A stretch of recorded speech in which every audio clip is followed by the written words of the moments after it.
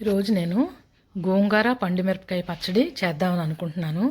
దానికి కావాల్సిన పండుమిరపకాయల్ని శుభ్రంగా కడిగి నీరంతా వాడిపోయేటట్టుగా, నీరంతా డ్రై అయిపోయేటట్టుగా నేను ఒక మంచి పొడి బట్ట మీద, పొడి క్లాత్ మీద నేను ఆరబెట్టుకుని ఇప్పుడు కట్ చేసుకుంటున్నాను. చూడండి, ఇప్పుడు ఈ పండుమిరపకాయల్ని ఇలాగా 2 ముక్కలుగా చేసుకున్నాను. అంటే ఫుల్గా నూనెలో వేస్తే గనక ఆ నూనె కొంచెం ఎలాగుంటుందంటే చిటపట్లాడుతూ ముఖం మీద తుల్లుతుంది. అందుకని అలా కాకుండా ఇలాగ 2 ముక్కలుగా చేసుకున్నాను.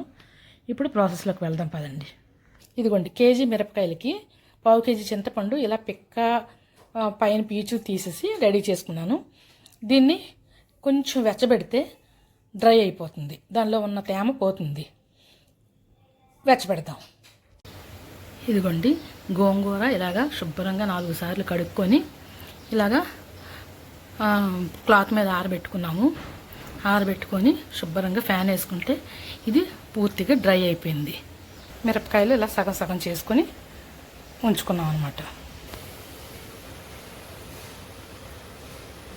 ఇప్పుడు స్టవ్ మీద కళాయి పెట్టి అందులో ఆయిల్ వేసుకున్నానండి. ఇందులో మనం గోంగూర ఫ్రై చేసుకుందాం. ఇప్పుడు ఇలా ఈ నూనెలో, కాగిన నూనెలో ఇలా కొంచెం కొంచెం గోంగూర వేసి వేపుకుందాం.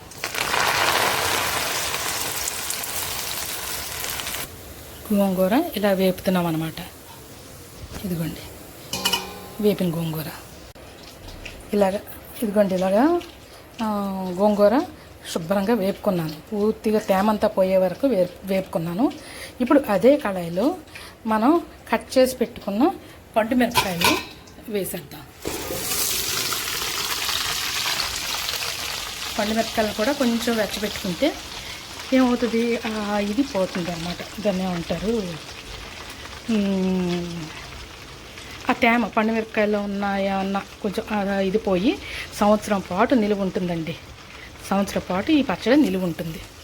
ఇప్పుడు పండుమిరపకాయలు ఇలాగా కొంచెం, అంటే పూర్తిగా వేపి అక్కర్లేదు, కొంచెం ఇలాగా వెచ్చదనం, అదే అంటే దానిలో ఉన్న తడి ఏమైనా ఉంటే అది ఆవిరైపోయేటట్టుగా మనం ఇలాగా కొంచెం వేపుతాం. ఇంకొంచెం సేపు వేపుతాం. ఇలా పెంకు మీద వెచ్చబెట్టుకున్నా, అంటే కళాయిలో కొంచెం వేడి చేసుకున్నానండి చింతపండు, అందులో ఉండే తేమ కూడా పోవాలి కదా.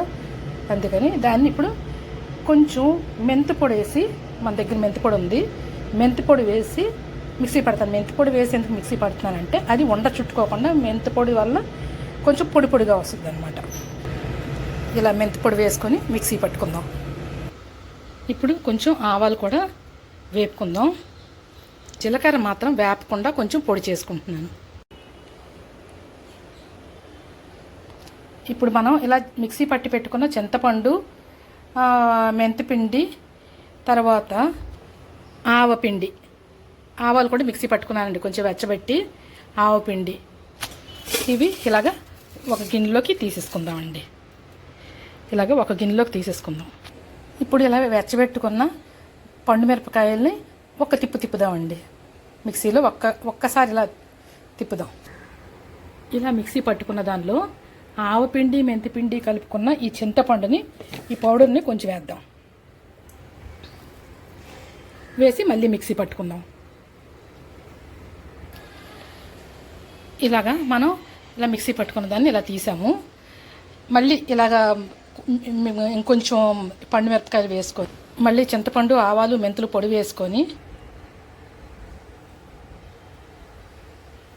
ఇప్పుడు ఈ మిక్సీ పట్టుకున్న దానిలో కొద్దిగా గోంగూర కూడా వేద్దామండి. మొత్తం అంతా గోంగూర మెత్తగా నలిగిపోవాల్సిన అవసరం లేదు, కొంచెం గోంగూర కూడా వేద్దాం. ఇదిగోండి, మొత్తం ఉప్పు, పండుమిరపకాయలు, గోంగూర వేపుకున్న పండుమిరపకాయలు, తర్వాత ఆవపిండి, మెంతిపిండి, కొంచెం జీలకర్ర, కొంచెం జీలకర్ర వేసుకొని మొత్తం కొంచెం అలా మిక్సీ పట్టుకొని కచ్చాబిచ్చాగా ఇదిగోండి ఇలాగా అయ్యింది. దీన్ని కలుపుకుందాం, ఒక్కసారి కలుపుకుందాం. ఇదిగోండి, గోంగూర పండుమిరపకాయ పచ్చడి రెడీ అయిపోయిందండి. చాలా టేస్టీగా ఉంది. ఇది ఇలాగా మనం ఒక గ్లాస్ జార్లోకి తీసేసుకొని, గ్లాస్ సీసాలోకి తీసేసుకొని మనకు అవసరమైనప్పుడు కొంచెం కొంచెం తాలింపు వేసుకోవాలన్నమాట. ఇప్పుడే తాలింపు వేసేయకూడదు, కొంచెం కొంచెం మనకు అవసరమైనప్పుడు తాలింపు వేసుకుంటే కమ్మగా ఉంటుంది.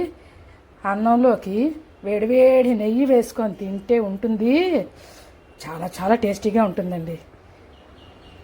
ఇదండి గోంగూర పచ్చడి, గోంగూర పండుమిరపకాయ పచ్చడి. మీకు ఈ వీడియో కనుక నచ్చితే లైక్ చేయండి, షేర్ చేయండి, కామెంట్ చేయండి, సబ్స్క్రైబ్ కూడా చేయండి. ఎందుకంటే మీ సబ్స్క్రిప్షన్ చాలా విలువైందండి. సబ్స్క్రైబ్ చేయండి. ఓకేనా? Bye friends.